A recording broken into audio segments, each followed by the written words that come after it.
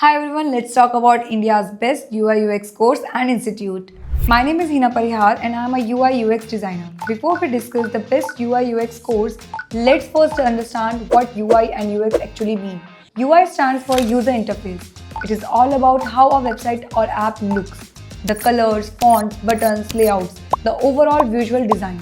Good UI makes a product look clean, attractive and easy to use. UX stands for user experience. It focuses on how a user feels while using a website or app. UX includes user research, user journey, wireframes, prototypes, and usability testing. In simple words, UI is what you see, UX is how it works and feels. Today, the demand for UI/UX designers is extremely high.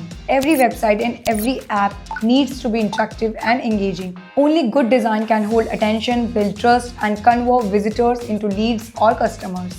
That's why UI/UX design plays a direct role in business growth and conversion. You don't need years, you need the right guidance, the right tools, and real-world practice. A strong UI/UX curriculum includes designs, fundamentals, user psychology, UX research, wireframing and prototyping design systems, and real industry projects. You also learn industry standard tools like Figma, Adobe, Photoshop, and other prototyping tools. These are the tools companies actually use.